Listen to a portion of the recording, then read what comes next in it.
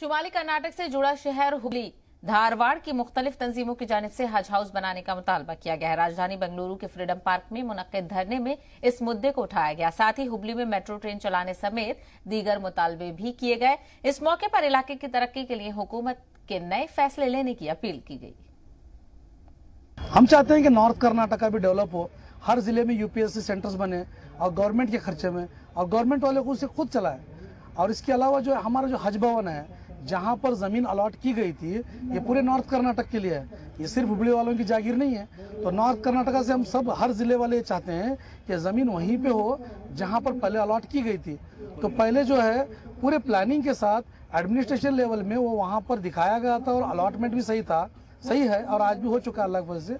तो वो एयरपोर्ट के करीब है। हज भवन जो है वहाँ पर इमर्समेंट पर सबसे पहले मैं गवर्नमेंट की थैंक्स देता हूँ।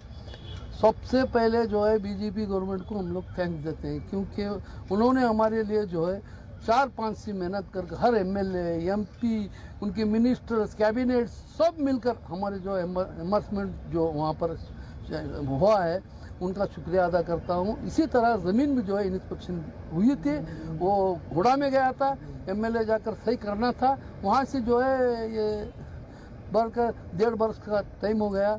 इसलिए हमें गवर्नमेंट से चाहते हैं कि अगर हज भवन भी बन गया तो एटलीस्ट 10 से 15 हज़ार लोग जो है वहाँ भी एम्प्लॉयमेंट होता है। और दूसरा ये है कि जो सब्सिडी जो हुकूमत ने कम की है हज के ताल्लुक से, और 200 स्टूडेंट जो यूपीएससी के उसको कम करके उन्होंने 100 कर दिया है।